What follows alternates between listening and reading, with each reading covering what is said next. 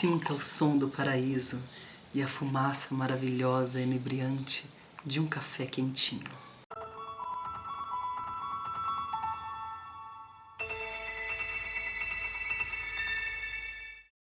Ai, gente, a gente tá num desânimo, tá desolador. Não sei se é fim de ano. Você acha que é fim de ano, Tati? Pode ser. Ou se é simplesmente a gente percebeu que as pessoas que a gente entrevista são mais inteligentes que a gente. Também tem essa. Mas enfim, o vídeo de hoje a gente vai falar sobre por que o canal não é nosso empreendimento. Eu tenho pensado muito sobre isso e a gente fala bastante sobre isso, né, Tati? No sentido das palavras que são apropriadas e cooptadas pelo neoliberalismo, né? A gente já falou de empoderamento. Por incrível que pareça, porque pra mim é meio louco vocês não acharem que empreendedorismo tem a ver com neoliberalismo. Não é possível, assim. Mas daí a Tati, que é essa pessoa pacífica, me explicou que empreender tem um sentido prático, um sentido denotativo diferente da conotação que temos agora, não é mesmo, Tatiana? Exatamente. De acordo com o dicionário, empreender, o verbo, é decidir realizar uma tarefa difícil e trabalhosa ou tentar. Também pode ser pôr em execução ou realizar. Nesse sentido original da palavra, dá para compreender a palavra empreendedorismo como a execução de algo, ou a virtude de quem consegue colocar coisas em prática. Então, assim, teoricamente, todas as pessoas teriam essa potência, né, de empreender, ou seja, de botar alguma coisa em prática ou de realizar uma tarefa. Só que não é isso. Quando elas vendem a noção de empreendedorismo, não é disso que elas estão falando, né? Já é um outro sentido que a palavra assumiu, justamente esse sentido apropriado por esse capitalismo selvagem. E acho que tem um negócio aí que é o trocadilho, né? A armadilha do trocadilho. Quando eu falo assim, olha, que se você é de esquerda, você não pode ficar defendendo o empreendedorismo, as pessoas dão uma fritada, porque a gente tem diversos empreendedores de esquerda e tem até o tal do empreendedorismo social. Só que o trocadilho, né, a armadilha disso aí, é que a gente cada vez mais tem um pensamento por trás desse empreendedorismo como se o empreendedorismo fosse de fato libertador. E eu acho que tem algumas questões que têm que ser analisadas nisso, tipo o recorte de classe disso, não é? Sim. E as novas leis trabalhistas, né? Vamos falar primeiro sobre o recorte de classe disso. Eu acho que tem uma mística do empreendedorismo que diz que você vai ser o seu próprio patrão e que aí você vai trabalhar com o que você gosta, trabalhe com o que você gosta e não vai trabalhar mais nenhum minuto na sua vida. Que se você tiver uma boa ideia e se dedicar bastante, você vai conseguir executar o seu empreendimento e vai ser uma pessoa de sucesso. Sucesso significa ter muito dinheiro, sempre. Essa mística toda de você vai largar o seu emprego e conseguir empreender tem um recorte de classe que não é possível que a gente não veja isso. Não é possível que a gente não veja que tem que ter um investimento e que não é todo mundo que consegue largar o emprego para fazer um investimento e que seja uma barraquinha de cachorro quente, entendeu? Você tem que ter a barraquinha, tem que ter o tempo para dedicar a isso, que tem gente que trabalha 8 horas por dia, bicho, não consegue dedicar nem aos filhos, quanto mais é isso. E não tem como largar aquele emprego, bicho. Não é só isso. Porque o discurso do empreendedorismo que é vendido, que está associado ao mérito, ao esforço pessoal, etc., não leva em consideração que uma barraquinha de cachorro-quente, ela nunca vai ser inovadora, criativa, o suficiente para que essa pessoa tenha necessariamente muito dinheiro. Você coloca tudo no mesmo saco, como se de repente você ter uma empresa de tecnologia que exige um tipo de investimento, um tipo de capital cultural, é a mesma coisa que você ser costureira. Não desmerecendo um ou outro, mas não está no mesmo balaio. São coisas completamente diferentes, que exigem trabalhos diferentes, que exigem esforços diferentes e tal. O discurso do empreendedorismo é sempre assim, qualquer um, basta se esforçar muito. Pode ser empreendedor. Pode ser um grande, mega empreendedor, e a gente sabe dos favorecimentos dos empréstimos bancários, a gente sabe das taxas de juros mais baixas ou mais altas para quem tem um certo capital inicial e assim por diante. Quer dizer, não é de igual para igual a história. que aí a gente encara todos os pequenos comércios como empreendedorismo. Por que que isso é perigoso? Porque, bicho, às vezes o cara quer ter só uma padaria, entendeu? Que já é bastante. Ele não quer ser um grande empresário da padaria e é o esforço dele. Ele tem uma padaria de bairro, ele quer fazer pão e bolo. E ele vai viver dignamente com aquilo. E é um serviço que ele está prestando. Ele, em vez de se entender como um pobre que é dono de uma padaria, ele vai se entender como um empresário, como um empreendedor e todo esse discurso meritocrata. E no fim das contas, aí fazendo o link com a despatologização, a gente acaba tratando problemas que são estruturais, sociais, como méritos individuais. Então, se a padaria dele fechar por crise, é porque ele não foi um bom empreendedor? Então, se a pessoa tem uma barraquinha de cachorro-quente... Por que a gente cismou com barraquinha de cachorro-quente? É que eu gosto de cachorro-quente. Se a pessoa tem uma barraquinha de pastel na feira, tudo bem, ela pode fazer inovações como pastel de estrogonofe, não sei o quê, mas ela tem uma barraquinha de pastel e tá vivendo bem, então ela sempre tem que estar trazendo uma inovação. A minha questão não é que você não pode ser um empreendedor. Tem que ter o discurso do empreendedorismo. Você não tem que ter o discurso do empreendedorismo, porque ele é um discurso nefasto, bicho. Ele é um discurso meritocrata. Individualista, competitivo. Que favorece só um pensamento de classes dominantes. Esse discurso que penetrou tão fortemente nas classes operárias é um discurso, em grande parte, responsável por essa disforia de classe que a gente chama. Sim. Você pode aplicar esse discurso do marketing pessoal e do empreendedorismo em profissões que não são empreendedoras. Tipo, você é professora, Tati. Você não é empreendedora, entendeu? Mas daí tem toda aquela coisa. Não, se você der a melhor aula, você vai ser contratado por mais e você vai ter mais jeito de negociar o seu salário, porque afinal tudo é negociado direto com o patrão, não sei o quê. Que gente, que é... Não vai falar isso para os meus patrões, viu? Existem certos ofícios, certas profissões que não são empreendedoras nesse novo sentido. Porque é claro que eu sou empreendedora uma vez que eu tiro as ideias da minha cabeça e eu executo numa aula. Sim, sim. Esse sentido lato da palavra não interessa, não é disso que nós estamos falando. Existem certos trabalhos que são coletivos e não cabe esse empreendedorismo nesse novo sentido.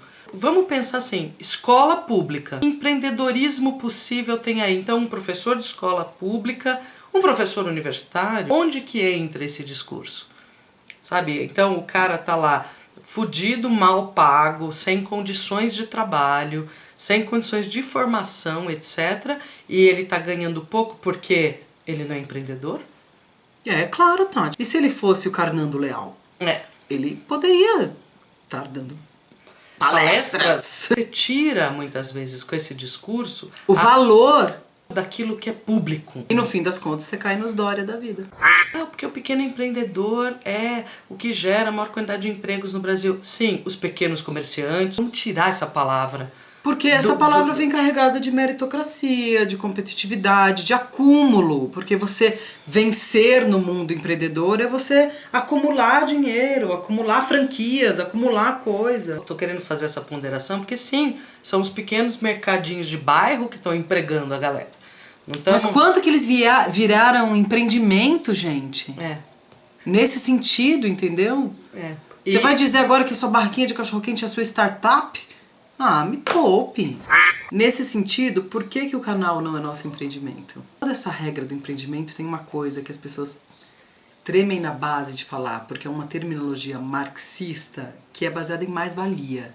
O empreendimento, para ele crescer, ele vai ter que ter mais-valia. A mais-valia é dada em cima da exploração do trabalho. Exploração, o cara trabalha por tempo e o negócio é vendido por produto. Nesse lapso... tem muito dinheiro que se perde. Muito dinheiro que se perde pro trabalhador, entendeu? Um dinheiro que se ganha em cima, Basta você ver, por exemplo, típico exemplo, o cara trabalha 6 horas e ele não consegue comprar um combo do Bob's no final do dia. Entendeu? Sendo que ele serviu 1 milhão de combos ali. O canal, então, a gente não tá tendo mais-valia nenhuma aqui. Que é de exploração do trabalho meu e da Tati, que o dinheiro vem pra gente mesmo. Mas muito digno, porque ele é feito por financiamento coletivo continuado. A gente desmonetizou o canal. O YouTube, ele tem diversos... Puta, se eu falar isso, talvez ele me gongue mais, o YouTube. O YouTube tem diversas premiações e recompensas para pessoas que cumprem metas. A gente não cumpre nenhuma meta do YouTube. A gente tá desmonetizando, o que significa que o YouTube não recomenda nossos vídeos. Porque ele não ganha com a gente. Os nossos vídeos são mais assistidos no Facebook, que é completamente gratuito ali. A gente depende, de fato, de gente que apoia o canal, que são assinaturas, gente que gosta do nosso conteúdo e que dá R$10 por mês, R$30 por mês pra gente continuar produzindo. A gente não quer ficar rica fazendo isso. Mesmo as palestras que eu dou, eu cobro muito pouco quando cobro. Tem uma ética aí nisso que a gente tenta seguir com os nossos defeitos, com as nossas falhas, que tornam, se a gente é um empreendimento, a gente é um empreendimento furado. Fracassado. Fracassado. Vocês nunca vão ver eu anunciando nada aqui.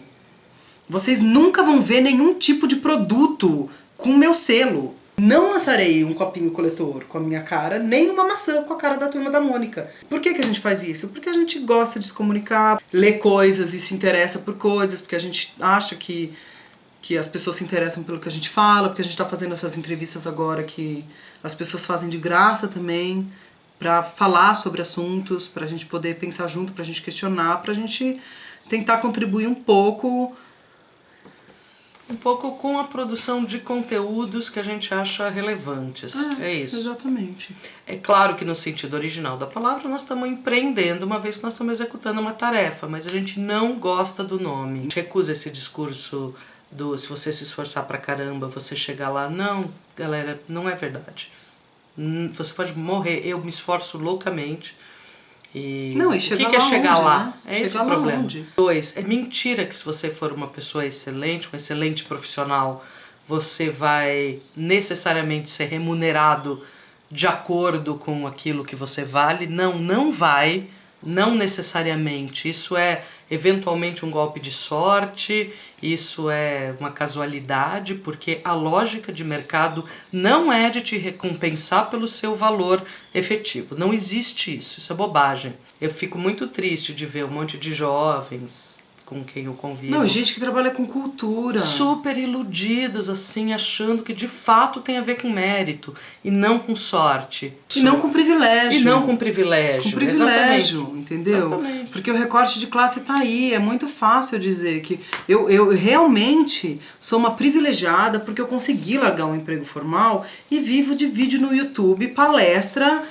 Eu tô fazendo faculdade com 40 anos. É um puta privilégio. Tem que olhar pra isso, cara. Ao mesmo tempo, uma amiga minha, quando eu tava falando sobre isso no Facebook, ela falou, eu tô super em crise, o único jeito que eu tenho de fazer, que ela trabalha com artesanato, é vender as minhas coisas. Eu vou ser uma empreendedora, não sei o que. Gente, quem tem empreendimento, porque não tem saída, porque é pra onde tá empurrando essa lei trabalhista, é pra cada um... Cada um se vira. Cada um se vira por si, não tem saída, faça, querido. Mas a questão é entender a crítica por trás disso. É entender o buraco que a gente está se enfiando. A gente não está criticando as pessoas que, de fato, estão executando coisas. Não tô criticando nenhum empreendedor. Né? Estou criticando... O nome e o discurso que está por trás do empreendedorismo, que permitiu, inclusive, o surgimento de uma coisa maluca, como essas palestras de empreendedorismo de pessoas que não empreendem. Pessoas cujo grande empreendimento é uma palestra sobre empreendimento. Bom, existe todo um mercado de ilusão de que você pode, que depende da sua vontade, e que não depende dos favores que você vai receber. E que não é uma questão estrutural, mundial, social, que a gente tem que lidar com o fato de que, bicho... na grande maioria das vezes, não depende da gente.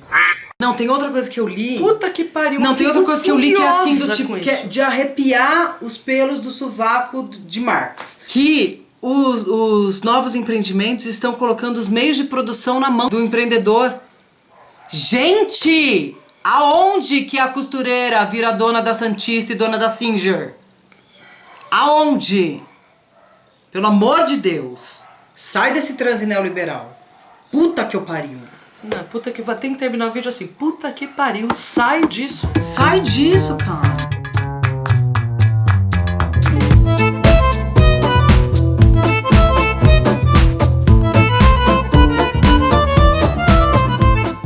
É isso que a gente precisa entender. Nós, trabalhadores... Univos! Ah, não, desculpa. Era isso que você falou. Era isso. Mas tinha que ser agora... Trabalhadores e pequenos empreendedores. Empreendedores do mundo, univos! Acabou? Acabou. Então acabou. Não vai dar um encerramento? Vamos empreender um novo café.